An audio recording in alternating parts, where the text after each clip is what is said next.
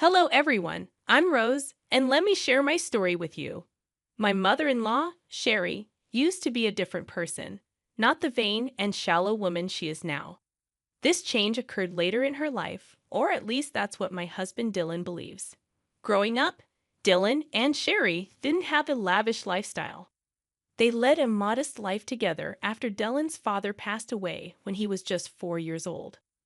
Sherry took on the role of the breadwinner, and they've lived a simple life until Dylan secured a great job after college. Dylan is a remarkable and kind man, not just because he's my husband. He earned a full scholarship to medical school and became a doctor. Despite his success, Dylan remained humble. However, Sherry's life took a turn for the luxurious. Now, let me clarify. I don't have a job for reasons I'll discuss later, but that doesn't mean I am poor or dependent on others. Unfortunately, Sherry got the wrong impression of me when we first met. Whether it was my clothes or mannerisms, something repelled her. On our first encounter, she said, "Dylan, is this the girl you've been raving about? She's so plain and average. Why would you choose someone like her? Does she even have a job?" My name is Rose, and no, I don't have a job. However, Sherry assumed that meant I was planning to trap her son and drain his money. She labeled me as a gold digger and a parasite, making baseless assumptions about my character. Dallin defended me, but the argument escalated and we decided to leave. During our journey home, Dylan apologized for his mother's behavior, acknowledging that she had crossed a line. He reassured me, saying his mom no longer knows how to act like a sane person. Although her words hurt, Dylan asked me not to mind them. Yet I couldn't shake the feeling that being comfortable around Sherry might be a challenge. After all, she's the only parent Dylan has left. I decided to step back. We don't have much extended family, and completely cutting her off isn't feasible. I won't push you to be friends with her, but can you at least be civil around her? I can act respectfully towards your mom, Dylan, but I doubt she'll reciprocate. Don't worry, Rose. I'll keep her in check. If she crosses the line, we can consider reducing contact.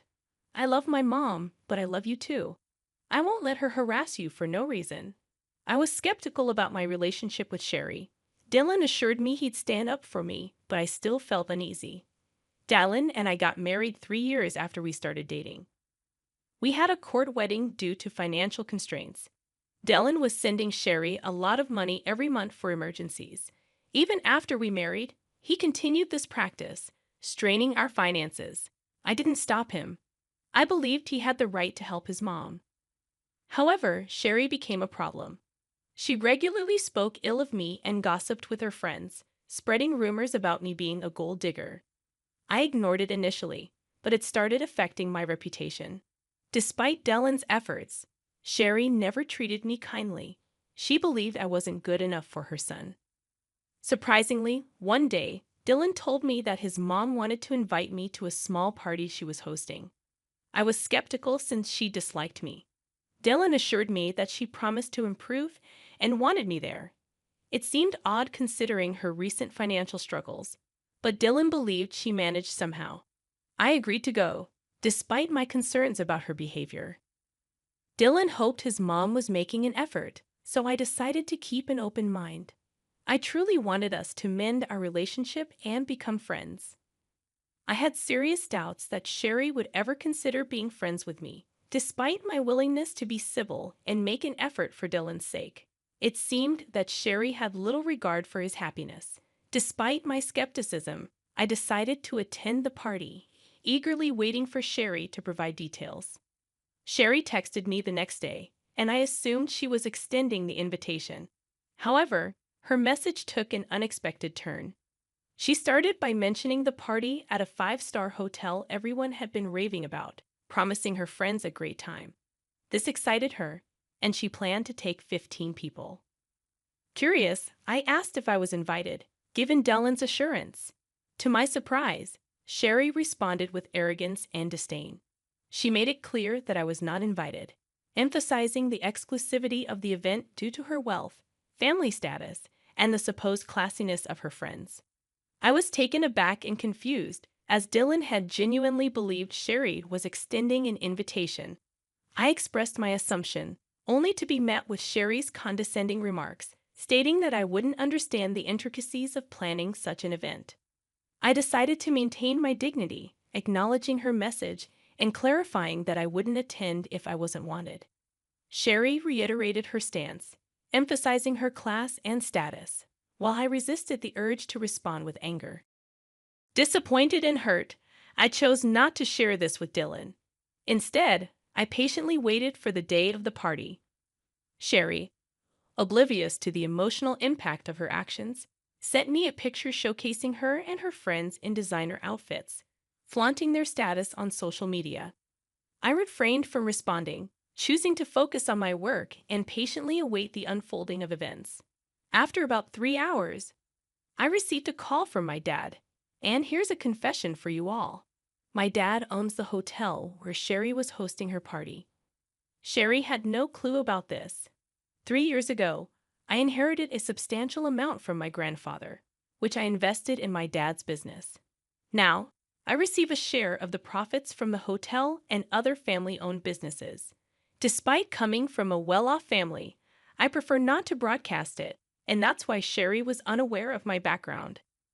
She also had no idea about the high cost of the 5-star hotel and its restaurant. Sherry let her friends order without checking the menu or prices, resulting in a hefty $2,000 bill. This turn of events was the perfect opportunity for revenge. My dad called me to inform me that Sherry was at the hotel, having amassed a $2,000 bill. She was now asking for a 50% discount, claiming she was short on cash. My dad sought my advice, as Sherry's party had been rude and entitled, upsetting the staff. As expected, I shared my frustration with my dad, recounting how Sherry had boasted about the party to mock me for not being invited. The irony was not lost on me, given that she couldn't even afford the party she was flaunting. My dad expressed his understanding of the situation and shared the challenges faced by his staff due to Sherry's behavior. I saw an opportunity for revenge and suggested making Sherry and her team wash the dishes, clean the entire kitchen and the floor, given their insulting behavior. I wanted to extend this revenge to include Sherry's team, who had also mistreated our staff. If Sherry tried anything foolish, my dad could call the cops on her. My dad laughed at the suggestion, giving it a big thumbs up. He even offered to share pictures of the event. It seemed like the perfect chance to turn the tables and teach Sherry a lesson about humility and respect. When it happened, I would have relished seeing Sherry face the consequences of her actions. My dad promised to follow my suggestion and hung up. An hour or so later, he sent me pictures of Sherry and her friends washing dishes and wiping the floor at our restaurants. Dad also shared that when Sherry saw him as the restaurant owner, she looked relieved. She began telling him that she knew the owner and they would get out of the situation. To her surprise, Dad instructed her to clean his restaurants.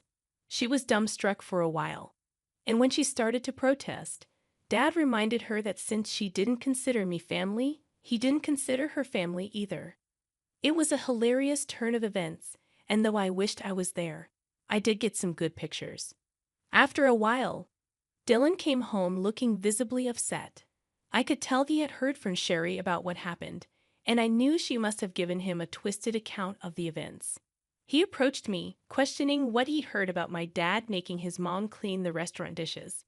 I explained to Dylan that it was the usual norm for us in such situations. Sherry had gone to our restaurant, racked up a $2,000 bill, claimed she didn't have more than $1,000, harassed our staff, and her party had been a nightmare. I believe this punishment was fitting. Dylan seemed surprised and questioned who Sherry had taken with her and what they ordered. I informed him that she took 15 people, and they ordered a lot, especially the fancy items. He expressed disbelief, as Sherry had told him she was taking only 4 people and had invited me, but I declined. I clarified that things didn't happen that way, and I showed him the text messages from Sherry. Dylan requested the bills and asked me to show him the texts, wanting to understand the situation better. I showed Dylan all the texts, and my dad sent him the bills. I also presented some pictures to illustrate the scale of Sherry's party. Dylan grew extremely mad when he saw everything. He called Sherry, asking her what was wrong and why she hadn't told him the full story. Sherry claimed she only mentioned being short of cash, and I must have given him a different story to sabotage her. Dylan confronted her, pointing out that she declined my invitation and insulted me by saying I wasn't classy enough for her. Sherry tried to brush it off as a harmless joke, but Dylan wasn't buying it. He questioned her spending thousands of dollars taken from him on friends while insulting his wife.